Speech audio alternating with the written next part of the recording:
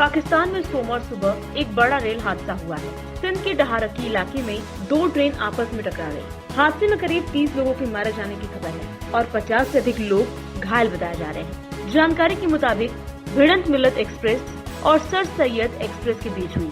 अभी भी कई लोग बोगियों में फंसे हुए हैं। ऐसे में मृतकों की संख्या और बढ़ने की आशंका है। हादसा घोटकी के पास रेती और डहारकी रेलवे स्टेशन के बीच तड़के 3:45 पर हुआ। जानकारी के मुताबिक मिल्लत एक्सप्रेस कराची से सरगोधा और सर सैयद एक्सप्रेस रावलपिंडी से कराची जा रही थी। पाकिस्तानी मीडिया के मुताबिक मिल्लत एक्सप्रेस की बोगियां अनियंत्रित होकर दूसरी ट्रैक पर जा गिरी। इससे सामने से आ रही सर सैयद एक्सप्रेस उससे टकरा गई। इस कारण बोगियों को काफी नुकसान हुआ। पेट्रोल डीजल की बढ़ती कीमतों ने आम आदमी का बुरा हाल कर दिया है। आज इस महीने में चौथी बार इनकी कीमतों में बढ़ोतरी हुई है। देश की आर्थिक राजधानी मुंबई में पेट्रोल 101.52 रुपए प्रति लीटर पर पहुंच चुका है। इस बढ़ोतरी के साथ अब देश के 6 राज्यों में पेट्रोल के दाम 100 रुपए के पार निकल गए हैं। वहीं डीजल के दाम भी अब 100 रुपए के करीब पहुंच गए हैं। जगह जगह पेट्रोल और डीजल की मांग को लेकर आंदोलन किया जा रहा है। केंद्र सरकार के खिलाफ प्रदर्शन कर नारेबाजी की जा रही है। पिछले कुछ दिनों में पेट्रोल, डीजल और महंगाई आसमान छू रही है। क्या यही अच्छे दिन है? मोदी सरकार से ऐसा सवाल जनता पूछ रही है। कोरोना की दूसरी लहर की रफ्तार कम हो रही है, लेकिन ब्लैक फंगस का खतरा बरकरार है। कई राज्यों में अभी ब्लैक फंगस यानी म्यूकरमाइकोसिस के कई मामले सामने आ रहे हैं। ब्लैक फंगस के इलाज के लिए इस्तेमाल होने वाले एंटी फंगल इंजेक्शन के खर्चे को लेकर लोग परेशान हैं। अब ऐसे मरीजों को लेकर एक राहत भरी खबर सामने आई है। डॉक्टरों ने एक ऐसा तरीका निकाला है जिससे खर्चा 100 गुना तक कम हो सकता है। Pune BJ medical college ENT के हेड समीर जोशी का कहना है कि कोरोना के बाद ब्लैक फंगस से पीड़ित 201 मरीजों का इलाज किया है। इनमें से 85% मरीज कन्वेंशनल, एम्फोटेरिसिन और सर्जरी के बाद ठीक हुए हैं। कोरोना से पहले इस तरीके से ब्लैक फंगस के 65 में 63 मरीज ठीक हुए। एम्फोटेरिसिन और सर्जरी के बाद मरीज ठीक हुए। सर्जरी से जहां डेड टिश्यू को हटाया जाता है, वहीं ENT सर्जन संदीप कर्माकर का कहना है कि न ही कन्वेंशनल और न ही लिपोसोमल एम्फोटेरिसिन आसानी से उपलब्ध है। इन दोनों की ही कमी है, आसानी से नहीं मिल रही। पिछले दिनों सोशल मीडिया पर भी लोग इसको लेकर गुहार लगाते हुए नजर आए। राम जन्मभूमि परिसर में श्री राम मंदिर के नींव का कार्य तेजी से चल रहा है।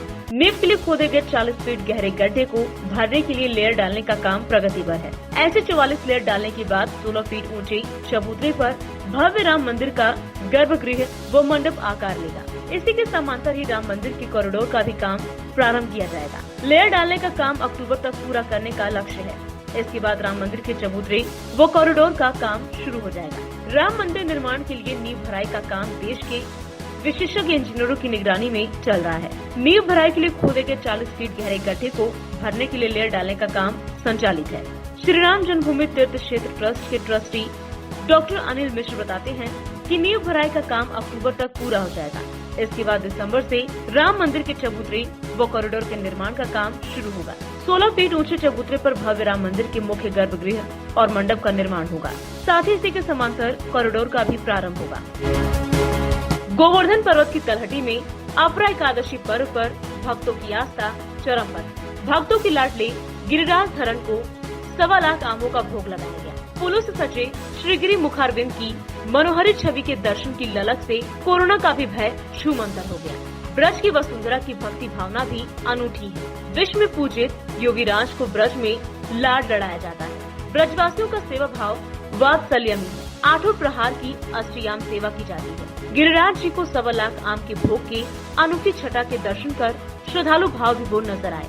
भक्तों ने गिरिराज प्रभु से कोरोना जैसी बीमारी को दूर करने की प्रार्थना की। इस अवसर पर राजू भैया महेश मुखिया ने बताया कि ठाकुर जी भक्ति भाव के अधीन ब्रज में बाल स्वरूप में ठाकुर जी की सेवा होती है। सांसद संभाजी राजे भोसले ने आखिर रायगढ़ से मराठा आरक्षण के लिए आंदोलन की घोषणा कर दी। आगामी 16 जून से मराठा आरक्षण के लिए पहला मोर्चा निकाला जाएगा। कोल्हापुर से छत्रपति शाहू महाराज के समाधि स्थल से मोर्चे की शुरुआत होगी। छत्रपति शिवाजी महाराज के राज्याभिषेक की 348वीं वर्षगांठ के मौके पर रायगढ़ के किले पर भव्य समारोह का आयोजन किया गया। इस मौके पर छत्रपति शिवाजी महाराज के वंशज और सांसद संभाजी राजे ने मराठा आरक्षण के लिए आंदोलन की घोषणा की। उन्होंने कहा कि जिन छत्रपति शाहू महाराज ने अपने राज्य में समाज के कमजोर लोगों को आरक्षण दिया था, उन्हीं के कोल्हापुर स्थित समाधि स्थल से मैं आंदोलन की शुरुआत करूंगा। उन्होंने सत्ताधारियों को खरी खरी सुनाते हुए कहा कि मराठा आरक्षण के मुद्दे पर एक दूसरे पर आरोप प्रत्यारोप का खेल शुरू है। इसके लिए कोई कुछ नहीं कर रहा। आपने अब तक मेरा संयम देखा, लेकिन अब जो होगा हो जाने दो। मैं मरूं तो भी चलेगा, लेकिन मराठा समाज को न्याय दिलाए बिना अब मैं पीछे हटने वाला नहीं। केंद्रीय स्वास्थ्य मंत्रालय ने कोरोना के इलाज की गाइडलाइंस में बदलाव किया है। इसके मुताबिक जिन मरीजों में कोरोना के लक्षण नजर नहीं आते या हल्के लक्षण हैं, उन्हें किसी तरह की दवाइयां लेने की जरूरत नहीं है। हालांकि दूसरी बीमारियों की जो दवाएं चल रही हैं, उन्हें जारी रखना चाहिए। ऐसे मरीजों को डेली कंसल्टेशन लेना चाहिए, अच्छी डाइट लेनी चाहिए, मास्क, सोशल डिस्टेंसिंग जैसे जरूरी नियमों का पालन करना चाहिए। Director general of health services ने नई गाइडलाइंस के तहत एसिम्प्टोमेटिक मरीजों के इलाज में इस्तेमाल की जा रही सभी दवाओं को लिस्ट से हटा दिया है। इनमें बुखार और सर्दी खांसी की दवाएं भी शामिल हैं। गाइडलाइंस में कहा गया है कि ऐसे संक्रमितों को दूसरे टेस्ट करवाने की जरूरत भी नहीं है। डाक विभाग ने कोरोना या नॉन कोरोना डेथ के बाद अस्थियों के संपूर्ण कर्मकांड से विसर्जन की जिम्मेदारी भी उठाई है। कोई भी व्यक्ति अपने दिवंगत परिजन का अस्थि विसर्जन डाक विभाग की स्पीड पोस्ट सुविधा से करवा सकेगा। इसके लिए अस्थियों को वाराणसी, प्रयागराज, हरिद्वार और गया में से किसी भी एक तीर्थ के लिए भेजना होगा। वहां पर डाक विभाग ओम दिव्य दर्शन संस्था के माध्यम से अस्थियों को पंडितों के सानिध्य में कर्मकांड के साथ विसर्जित करवाएगा। देश के किसी भी कोने से अब अस्थियां डाकघरों से स्पीड पोस्ट के माध्यम से इन जगहों पर भेजी जा सकेंगी। इनका विधिवत कर्मकांड ओम दिव्य दर्शन द्वारा संपन्न किया जाएगा। दिल्ली में प्रधानमंत्री नरेंद्र मोदी की आवास पर भाजपा की अहम बैठक हुई। इसमें पार्टी अध्यक्ष जेपी नड्डा, राष्ट्रीय महासचिवों और राष्ट्रीय महामंत्री बीएल संतोष और अरुण सिंह के साथ मौजूद थे। सूत्रों के मुताबिक इस बैठक में तय हुआ कि उत्तर प्रदेश में अगले साल होने वाला विधानसभा चुनाव मुख्यमंत्री योगी आदित्यनाथ के नेतृत्व में ही लड़ा जाएगा। इसके अलावा वहां मंत्रिमंडल का विस्तार अभी नहीं होगा।